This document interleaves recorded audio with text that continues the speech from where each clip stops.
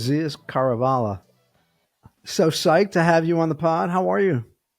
Hey, I'm doing great, Nick. It's been a while since we talked.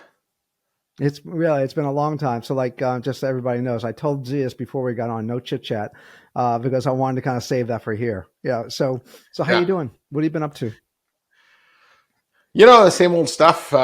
There's a lot going on in IT, and it seems like there always is, Nick, from your days as an analyst. I think when I Mm. first met you, it seemed like the market network and security industry was going through a transition, and it just hasn't stopped since then, right? Yeah. Yeah, it's kind of just a never ending kind of in motion kind of industry. It's there was a little bit of a lull there, I think in 2008. No, actually, it wasn't in 2008. It was like 2001. Like when we had the kind of dot com bust. But that was really it. So it's been like Yeah. a quarter century, and it just been has been kind of chugging along. Just lots of changes all the time. Yeah. But I Well, always certainly love from talking a to you about it. yeah. Yeah, I was saying certain from a vendor landscape, right? We've seen a lot of big names, the Nortels and Lucents and 3Coms come and go. And, there's been a few like Cisco and Dell that have kind of stayed the course of time. But just think of all the companies we've seen, in our 25 years of whatever doing this, Nick. It's pretty amazing. So many, Yeah. literally. Um, I haven't counted them, but it's well over 100. That have kind of come and gone. But I want to before we get kind of ahead of ourselves. Like I know you're well known, but like I don't know many people know your career journey. So I thought let's kind of share that. Like one of the main purposes of doing this podcast was to introduce people in the community, and so you get to know them a little bit better. So tell now when we met, you were at a Yankee group, so that was a long time Hmm. ago. But like, just go back a little bit further than that. Like, kind of like what brought you to being an analyst, and and also like, and then going independent, and how have you liked being independent? Because you've been independent for what 2 decades or so at least now.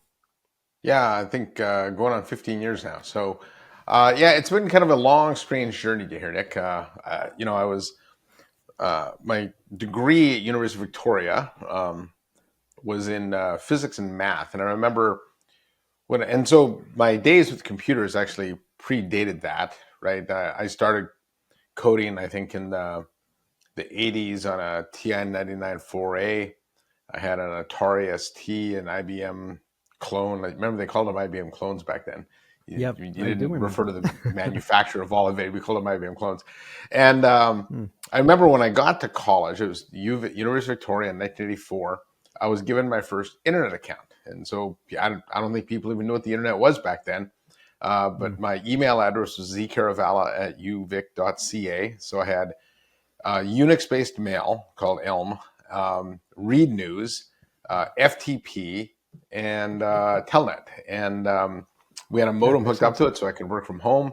My computer science professor put all our stuff, into email, um, and we had to learn how to use this text-based unit system, and everything was scrolled by. And so when I graduated, I got a job at Railroads Military College in Victoria, BC, as a computer programmer in the oceanography department. And when I was, and because they were running the same Unix systems we were at the school, Oh, although they were slightly different. Ours were standalone Unix systems where the school had a mainframe. But while I was there, the Railroads Military College joined the internet. And I remember somebody gave me a Cisco router. This was like in the 90s, and said, "Can you mm, hook this up and connect this to the internet?" I'm like, "What the hell is the internet, right?" And yep. but that kind of took me down the networking path. And the school, the Canadian government, so we had three military colleges in Canada: one in Victoria, BC, where I was; one in Kingston, Ontario; and one in Quebec, Quebec City. Now, I while I was, since this was all connected, while I was working there, I had actually joined this play by email soccer simulation game, which is kind of this nerdy group of guys. But there was literally like 200 teams around the world. Though it was called, I remember, the electronic EEFL football. Mm, I can't remember what the second E stood for, but we had all these teams, and you basically submitted orders, and it was a coding battle. Like, if I fall behind, move my forward up.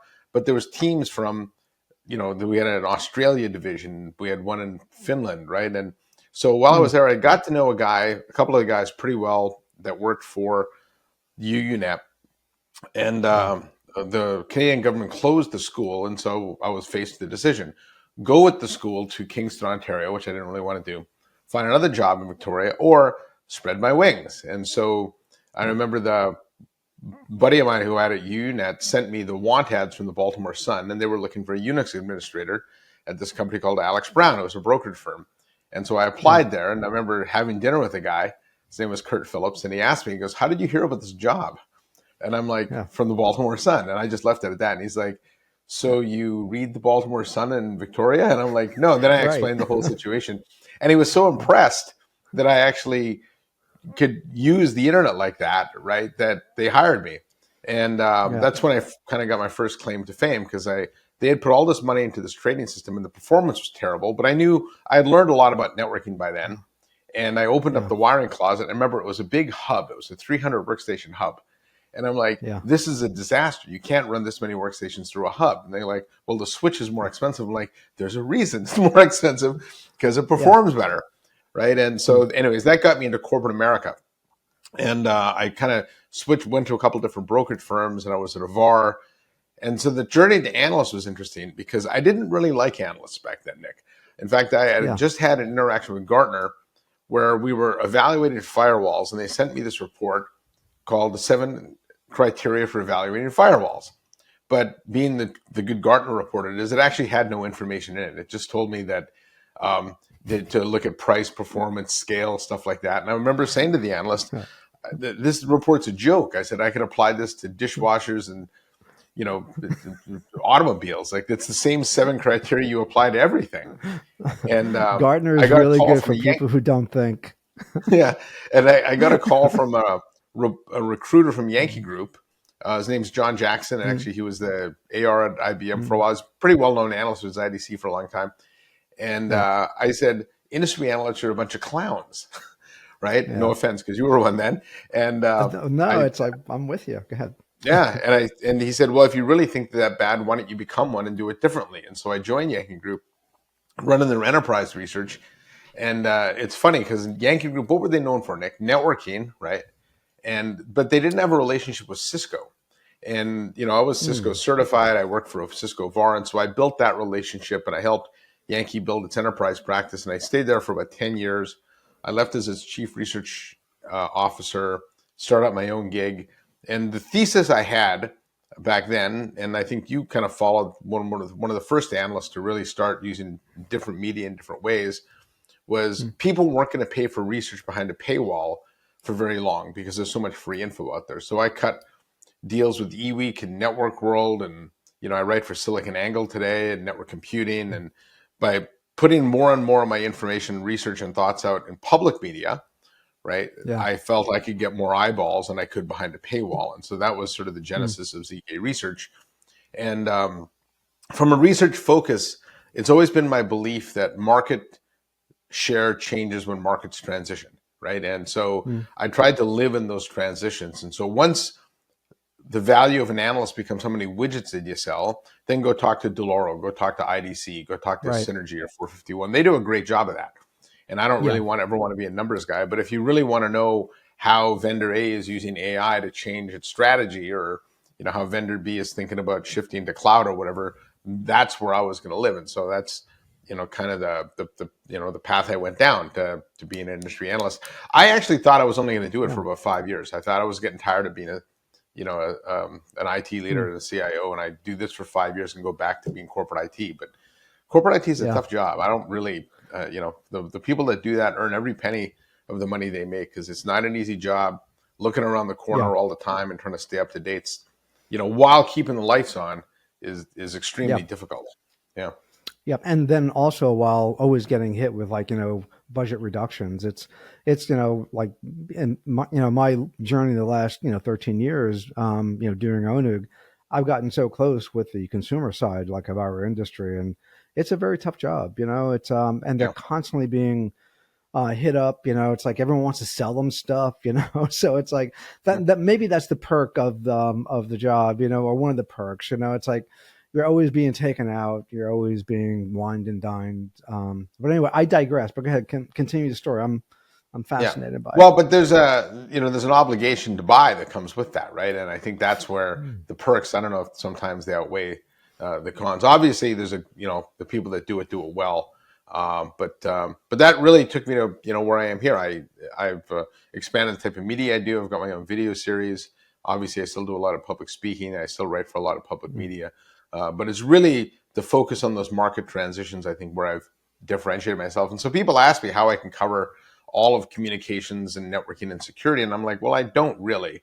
If you think Mm. about like in the networking space, there was a time when I didn't really look at WAN technology because there wasn't anything just different, interesting going on. It was this Cisco router versus Yeah. this Cisco router. Then SD-WAN came around and it made it a lot more interesting, right? And so you saw Yeah. VMware take share from Cisco, Fortinet take share from Cisco. And it's this whole concept of when markets transition, share changes happen. And so, that, and at that moment, when it becomes a widget counting game, is when I step out and let the people that count boxes do what they do very well. Yeah. Well, I Yeah. think that's really kind of smart. The transition piece is important because that's when everyone is trying to understand, and so they're kind of looking for like people to help them think through it, So and that's a fun place to be, frankly. The transitions are where you can kind of pontificate and you can, kind of connect the dots based upon your history and also where you think the industry is going to go. So yeah, I think that's a lot more fun than kind of counting, widgets, Yeah. and I agree with you. I think the folks who do that do a really good job, at it.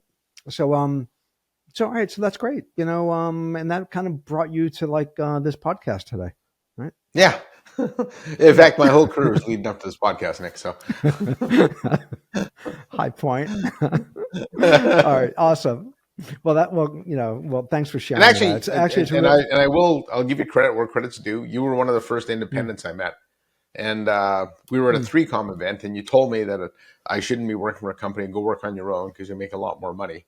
And I think your Oh, comment to me mm, was I was too smart to work for a company, and so I thought mm. about that a lot until Yeah. the day that I went independent. So, Well, thank you for yeah, sharing that. yeah, I'm glad I was able to, give a little bit of, input into like that decision process because there are certain folks that, they're bigger than being at an analyst within an analyst group. Not that there's anything wrong with that, at all, but part of this job is that you have to have personality. You have to have real insights, as well, and you need a technical background. So, like your understanding, your degree in kind of math and physics is like perfect. Mine was in engineering, and so we're constantly talking with technical people, and so if you don't have that technical background, I think you're really disadvantaged. And yeah. you aren't able to create the models that allow you to see further into the industry. Obviously no Well, one's even right all to the the time, understanding, but I think where the IT background helps me too is you understand a lot of the things that aren't product related that are why customers buy what they do. The importance of support and services, yeah.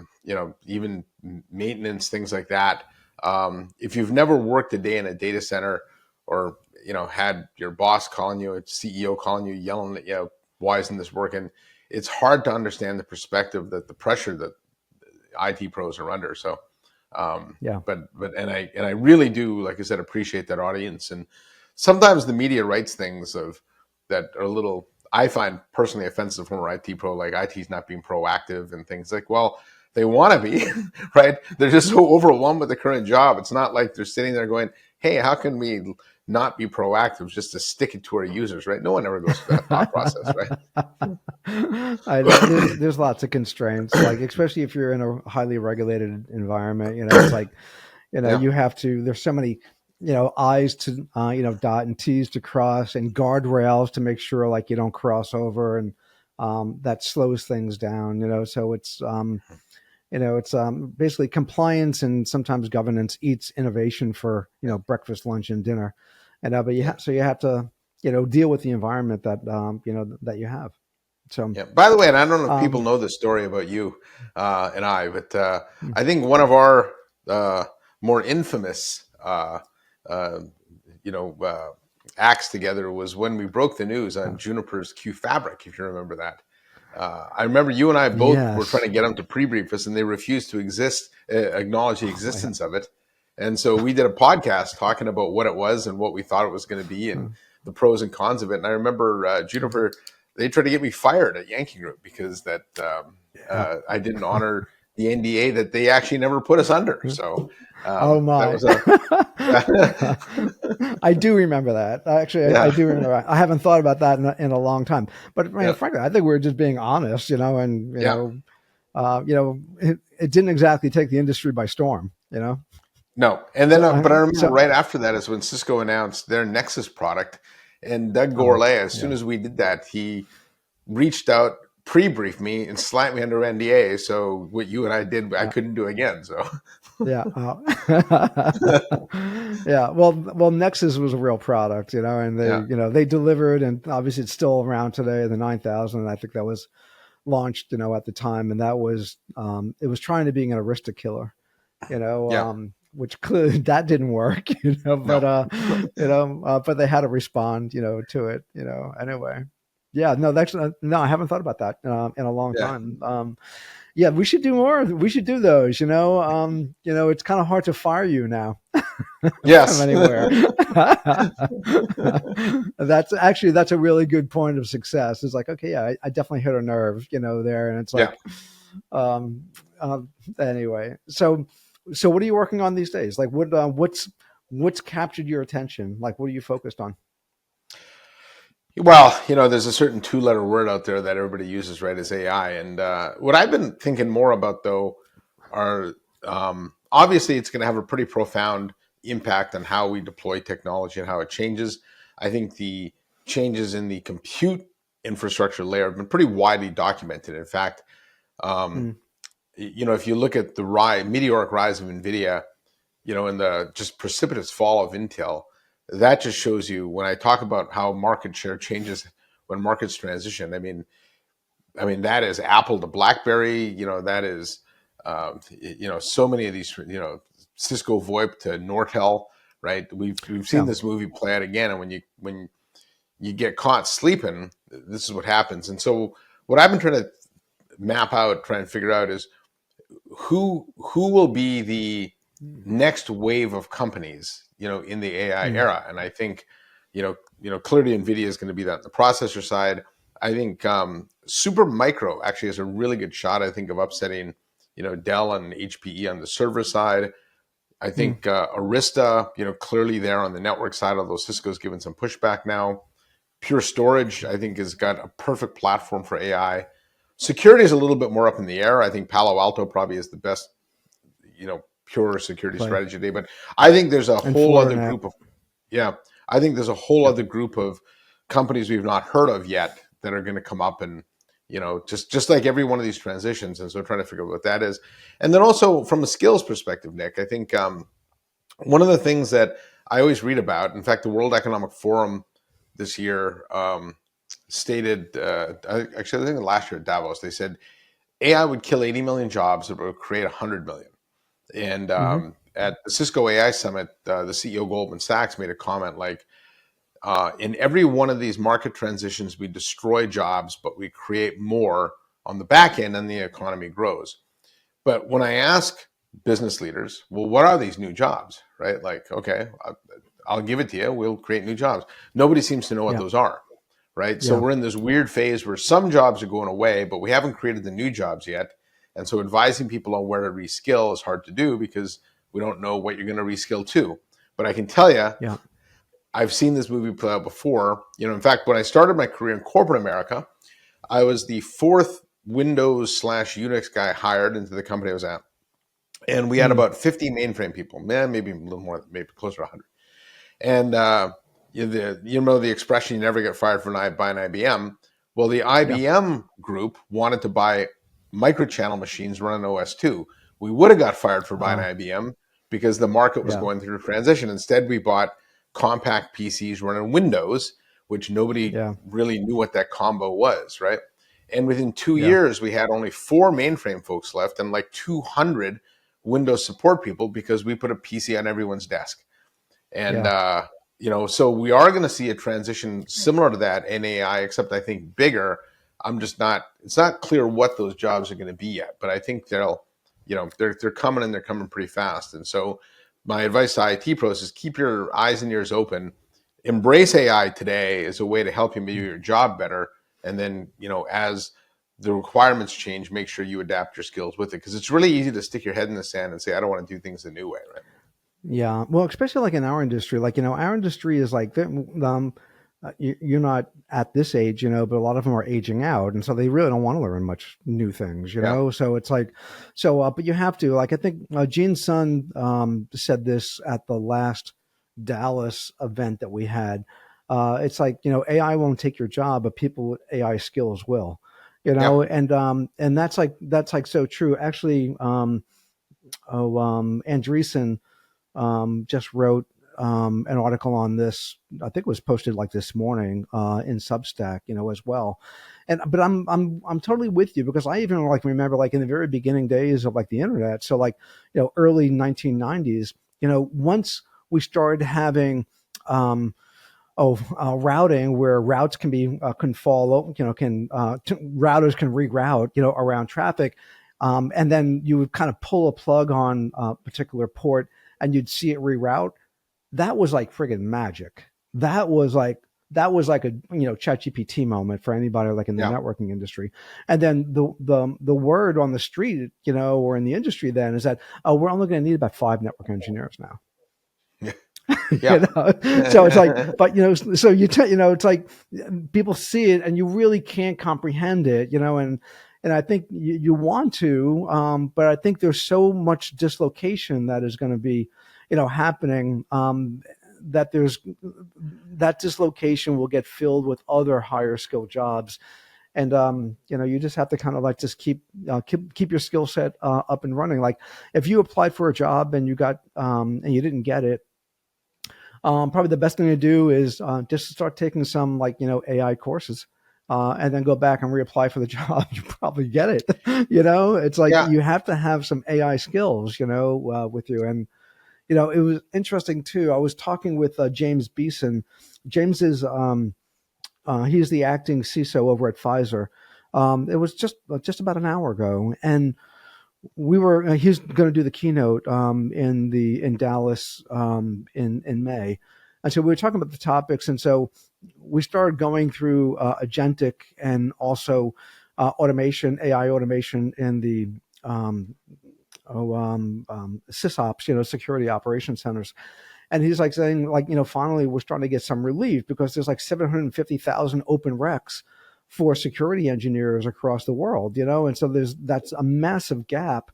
And so in that space, and also in the networking space, it isn't like people are going to lose their job. It's that like finally we're going to close that gap, of recs that are open for like 6 months, 12 months, to actually making people more productive. That we don't need as many people, which would be, I think, really welcome to the community. Yeah. I'm not worried about IT jobs. I think there'll be lots of IT jobs in this area. I think more from a general business person, though, if you think about the impact the internet had, it was democratizing information. And so that allowed, and Mm. so what did we do with the information? So, now we have more news sites than ever before. A lot of specialty ones, right? Those didn't exist before when things were done on paper. Um, when you think about the impact of AI, so if the internet democratized information, AI democratizes expertise, right? Mm. And so now I have access to the information, but an AI can actually go analyze it and tell me, connect the dots, as you mentioned before, and give me the ahas. And so, what are the jobs that'll revolve around the expertise, right? And that's kind of an interesting, Mm. thought process. Um, and it certainly makes expertise more available to more people. I was talking with this one startup called Sumer Sports, and they've built an app that lets you. It'll actually look at the way you. It's only for football today, but it'll look at the way you catch a ball, the way you run, and a whole bunch of other data points, and it can predict whether you'd Yeah. be a good pro or not, or where you're deficient, where you need to improve. Now, if you're a kid living in Texas or Florida, you have access to coaches at the wazoo, right? But if you're a Mm. kid living in rural Idaho, you probably don't, right? But Yeah. now through AI, and just having a smartphone, now you have access to the same type of expertise, or maybe better expertise, because now it's not all human based, right? And so you Yeah. could see a big tipping of, skill sets and things like that. And so the question is, if I have more access to expertise, what do I do with that, and what kind of jobs can I create? And I think that's the kind of thing to think about. So even like with news sites and stuff, you can write a basic story with AI, but now you have to wrap some opinion around it, right? So people that are able to aggregate that info and connect the dots become more valuable than ones that just write copy.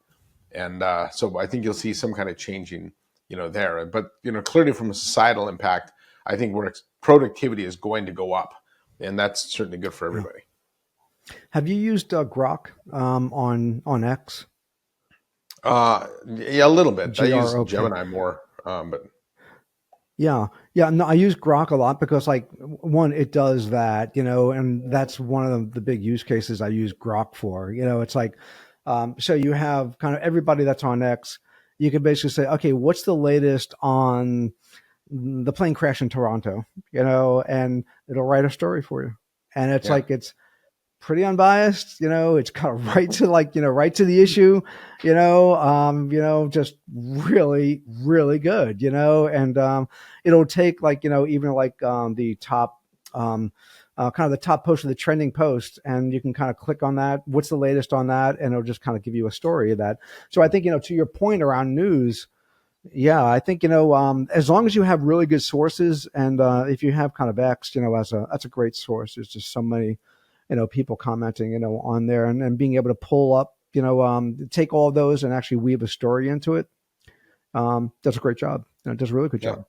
But I love, like, where you're kind of going with this, because I think, what we're starting to grapple with, I think, is when I say we, I mean, the kind of the narrative and the discussions that we want to curate this year is still LLMs around operations. So, like, that's more around IT. So that's both supporting NetOps and SysOps, and kind of agents, in observability. And so we're going to have some good discussions around that in Dallas. And we started talking about agentic in the fall, but and in London, but we're gonna touch a little bit more on the spring. But in the fall, we think that's really agentic is going to become, you know um, more of a thing, and so therein lies kind of the interest around, I think change. I think maybe this is where you were going with it, Zeus, is that, this is not just about IT operations, it's about corporate operations. And yeah. so I'm kind of viewing the agentic model in kind of like there are two vectors. One is that, okay, you can basically hire an agent. And that agent, let's say in our industry, but it doesn't matter. It could be any industry. It could be an HR person. It could be a lawyer, or what have you. And the models that I've been seeing is that you get this agent that's been trained, and it's kind of a SaaS model, but you'll pay them about 20% that of what you would pay a full-time person. Um, so that's a very kind of defined agent, to provide, assistance to a team. But I think there's another level of agent that's to me more interesting, right? And that is, so we have all these system of records, um, that in essence is really how corporations have been operating over the last, like, 40 years, right? So it's like you have Salesforce, you have SAP, and these system of records they are they're not predictive, but they're deterministic, right? So they might have like 1,000 features or 2,000 features, but you only use like maybe 20, right? And those reports are all kind of standard reports. Yeah, you can tweak them to get them a little bit to, like, how you want them, but it's really, a kind of all these features and trying to get as many features as you possibly can. So it is the addressable market fits every particular industry sector.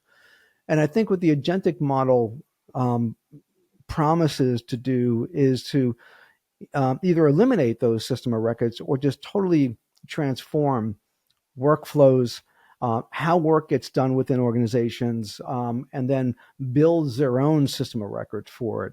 And so if you kind of, like, from my mind, where I kind of go is that, well, could we have like a digital twin of a corporation? so that executive management now can start looking at if thens around whether it's new products, new partnerships, and then see what are the various different outcomes that may happen. So I think, and that's clearly hasn't fallen on deaf ears to, like, all the SaaS providers who are now also looking to kind of modify their existing stacks with agentic agents within them as well. But I think that's really kind of fascinating. I'm not sure if you've been thinking about that or plugged into that at all. Yeah, well, success for agentic AI is I think it was Alexander Wang from Scalia that said this: really the ability to complete complicated tasks end to end, right? And so that really has some interesting implications of if I can get agentic AI to do a lot of the complicated tasks and heavy lifting, um, you know, what does that mean for my business? And I do think it's going to be interesting to see, Nick, what happens with productivity and how companies handle this. I've asked some Yeah. HR people this question that if even using something like Copilot saves me 4 hours a week, right? What do you do with the four Yeah. hours, right? Like, do you give people 4 hours a week off?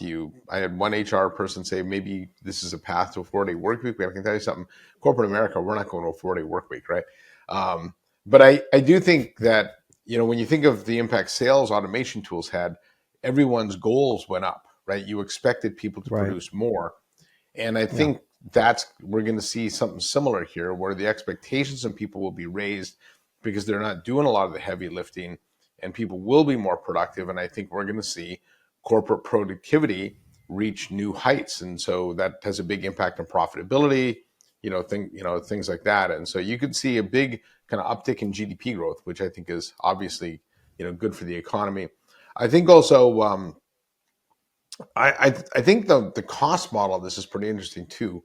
I know Aaron Levy from Box, the CEO there, had tweeted something a while ago, or Xed, or Mm-hmm. whatever you want to call it, about the different types of pricing models. And one of the things he theorized was maybe we go to an outcome-based pricing model, that if I using the agentic AI to say create leads and it generates 10 leads, I should pay for the 10 leads, right? Mm-hmm. Versus it being the pure SaaS-based model, which is per user per seat, which I think is a Yeah. little outdated. It should be more utilization based. But I don't know if the industry's figured out how to price this stuff yet, and Good that's point. going to be interesting. Yeah, that's going to be interesting to see how that happens, because that's going to have a big impact on the revenue models for these companies. So Yeah, I would love that, frankly. More outcome based. Than per seat. But it's interesting though. So, like, on the you kind of fired a few synapses on the what do you do with the extra time?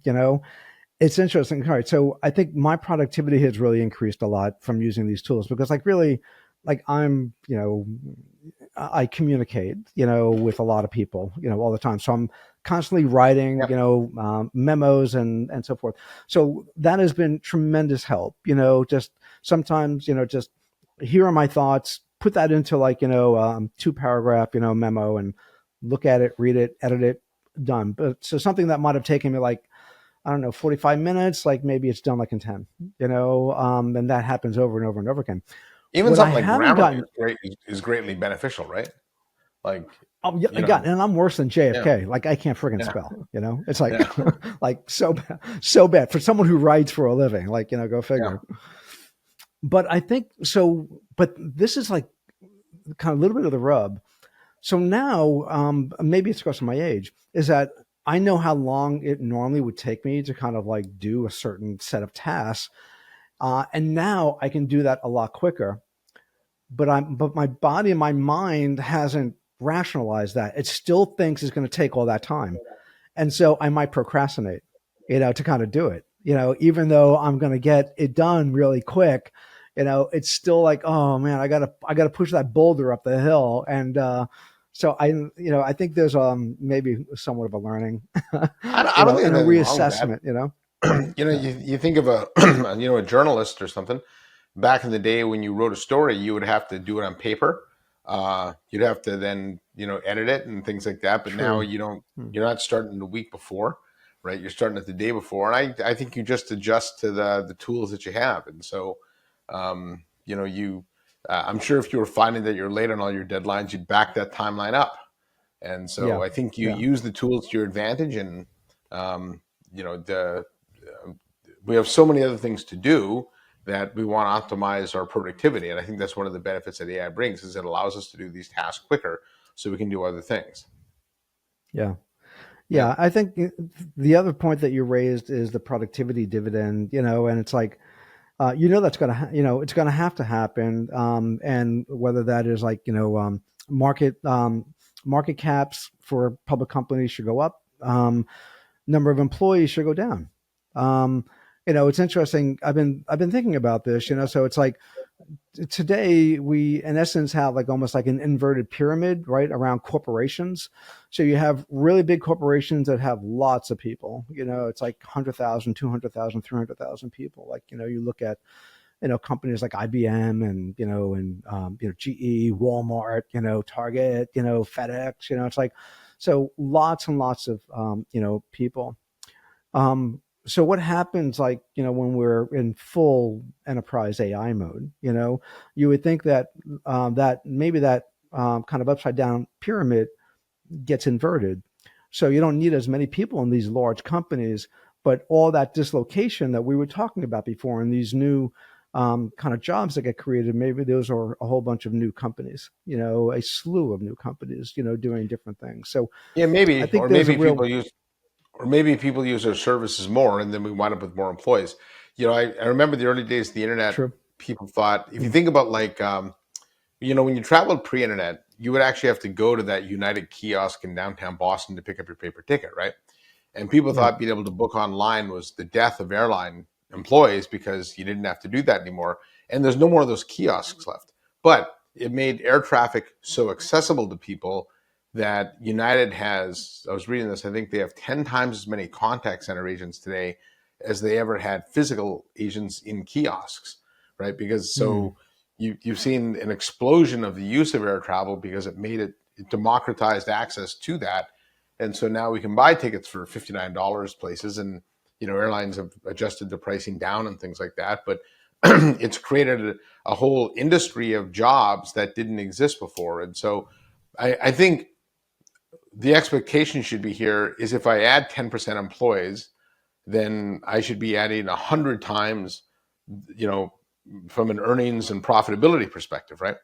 hmm That should be the expectation is every incremental ad now becomes exponentially more beneficial to my organization.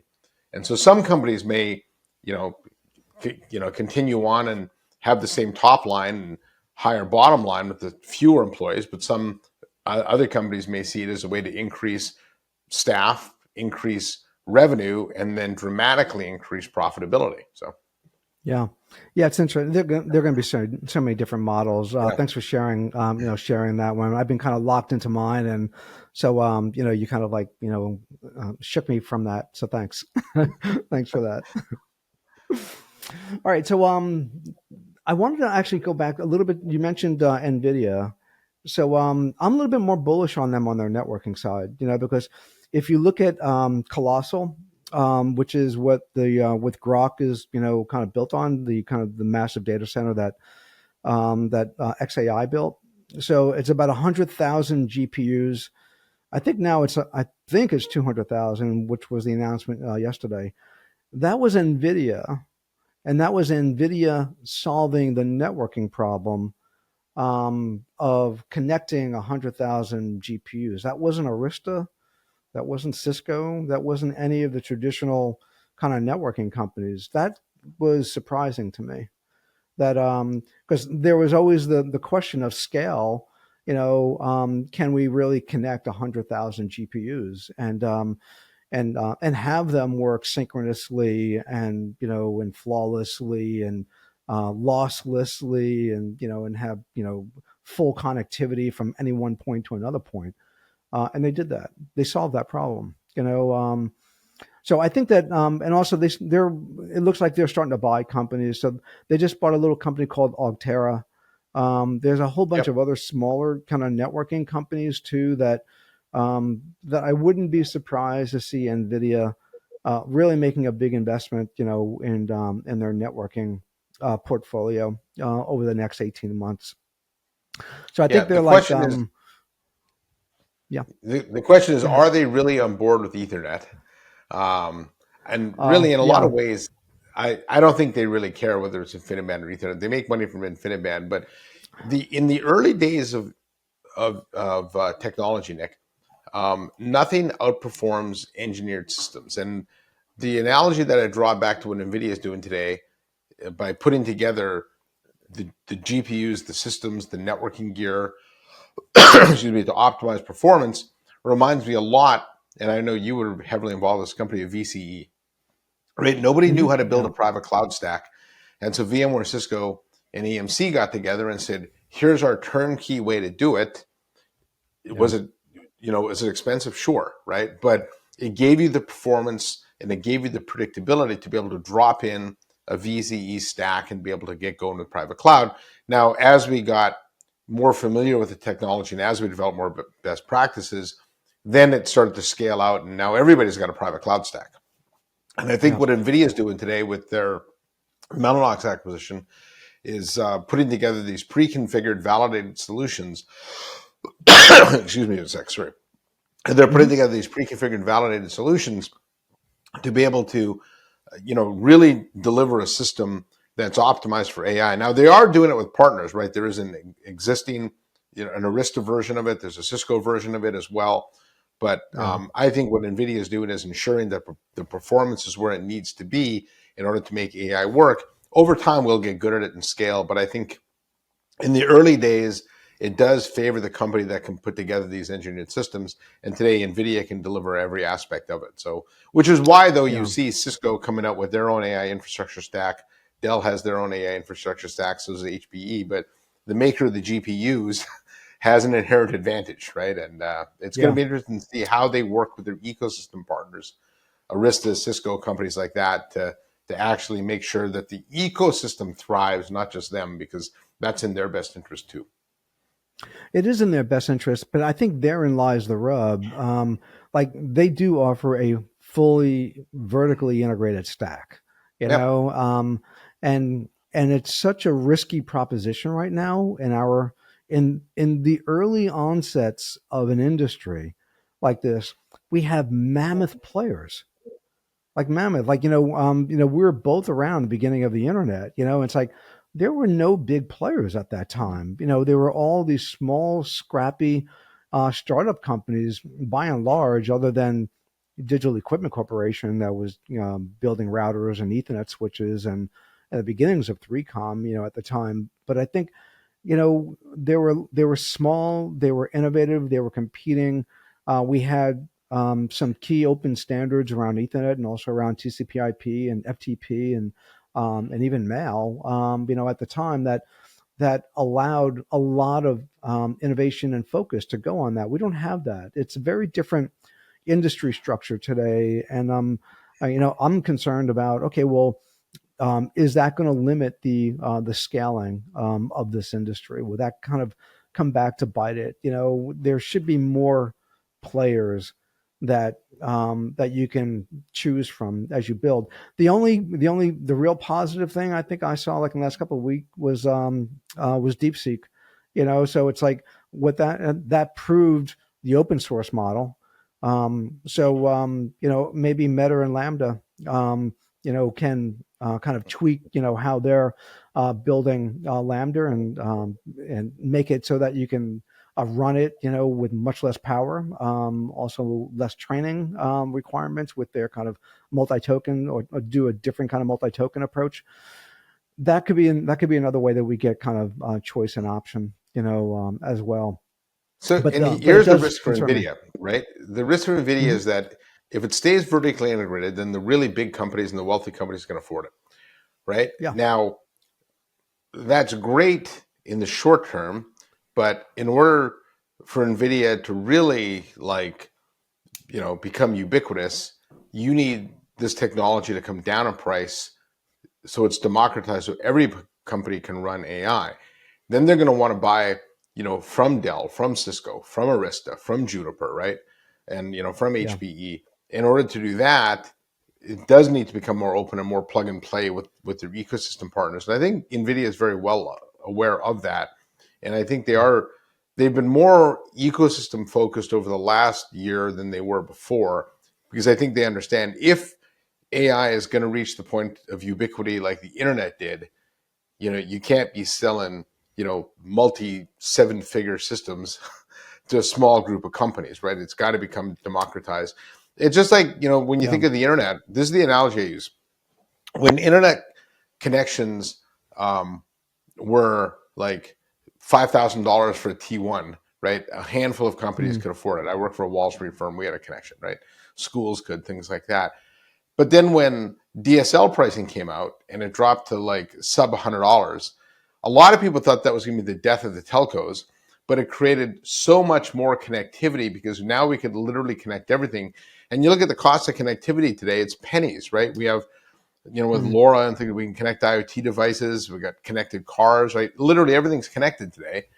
And that Yeah. has created an ecosystem of companies involved in networking that's massive today because we connect everything, right? And so if you think of um, the impact to Nvidia, it's in their best interest to democratize this technology and make sure everybody can afford it, because that creates the ubiquity that we want. And if they don't do it, somebody else will figure out how, and they'll be on the outside looking in. And I think, and it's, like I said, I think the company is very well aware of that and are working towards that. So, but Yeah. right now the margins look awfully good. You have to, you have to hats off to them. Like, what an amazing job to scale, how quick they scaled, and to keep the innovation machine kind of going, as well. It's never seen anything like it. So Yeah. really, and so they're doing themselves a really great favor, but also like in essence, they're really doing humanity a great service as well by, helping to usher in this new technology that is, that does it transcends, um, value creation, which every other IT technology did, and it moves it into the realm of improving the human condition and the human experience. So it's like, really good for them. I tell you, like um, I didn't. Did I mention? No, I don't think I mentioned this. But like at fall, we had Svigal give a keynote. Svi is the CTO over at the Memorial Sloan Kettering Cancer Center, Mm. right? And he built the AI infrastructure for that. And so he was presenting what that infrastructure looks like, and also, but more importantly, the outcome from the researchers, and what been able to do. So it's like they've been able to decrease the amount of their research horizon in cancer treatments by from 15 years to 5 years. They believe that they have solved for rectal cancer, so a vaccine for rectal Huh. cancer, and they think like in the next 5 years, like 5 years, and I pray to God that this is actually true, is that we'll see vaccines, freaking vaccines for like breast cancer, melanoma, lung cancer. Um, that is just, he got a standing ovation, for that talk. I'd never seen that, before at one of our conferences, but so I think that this really does transcend, and I think what that does, it empowers all of the infrastructure people who are there, knowing that what they're doing is beyond connecting computers and providing an infrastructure for their businesses computing, and depending upon the industry sector that they're in, they could really have a very big impact on improving human experiences in the industries that they work with, and if they're in the healthcare industry or in the pharmaceutical industry, then really the human condition. So anyway, it's just really uplifting. Yeah, that's a great story. Yeah. Okay. So I think we should end on that. I did have another question, but like I don't have anything that's going to beat that, So I think we should probably end right there. What do you All right. think? Yeah, I'm happy to do All that. right. Yeah, one of you know, you mentioned Jensen, and one of the things he says is that AI can be used to solve some of the unsolvable problems that we've had before. And so, cancer, I would certainly bucket in there. And you could argue without AI, we probably would never have beat cancer, right? So, or we still have it, Yeah. but at least it gives us a fighting shot to connect the dots that people just can't see. No doubt. And like, and really thorny physics problems that we've never been able to solve before, material science, as well. It's like there's so much, and it's really just such a great optimistic time. Such a Yeah, great time to be alive. yeah, Like any and time is a good time to be alive. and for our But lawmakers, I don't know if any of them are listening to this podcast or not, but the concept that we should put a moratorium on it or slow down AI to me is maybe the most ass backwards thing I've heard in a long time. This industry is yeah, moving so fast. You look at the amount of money the Middle East is pouring into this, China's pouring into this, even India. If we take a pause at all, we're going to fall behind pretty dramatically. And yeah. I think this has got to be full steam ahead. And I think it's a great opportunity for the U.S. to reestablish itself as the center of the tech world, right? So Yeah, I think having David Sachs, in the White House and kind of driving AI, yeah, governance and policy is, will kind of keep us, out of the, you know, um, overregulation, of this. But also, like even to your point, I think was it last week that the EU just announced like a 200, billion-dollar investment in AI infrastructure. Because actually, when we were there in December, one of the big takeaways I walked away was like how few AI data centers are in Europe. You know, so they're, obviously they have Anthropic, which is a great, a great AI technology, but they don't have the infrastructure that we've been building out here. So yeah. To me, the anyway, key word that you used there was Europe, and to me, Europe's on the clock here. And I know a lot of the European countries, Germany, France, even the UK, like to think of themselves as big. They're not, right? They're mm, small in comparison to the size of the GDP of the entire Middle East or the US. But as the European Union, they're much stronger. And so I'm yeah, hoping that what AI does is it creates a rallying cry and brings the EU together, and they're able then to move forward as the EU and not have Germany fighting, what France is doing, who's fighting what Belgium is doing, or something like that. Because individually, they're not that strong, but together they are. Yeah. I'm totally with you on that. See, it is always so much fun to chat with you. Thanks so much for taking the time and being on the pod. Yeah, no, no. Thank you, Nick. And hopefully it won't be another decade before I talk to you again. So, I know. Thanks, everybody. Thanks, thanks. Zeus.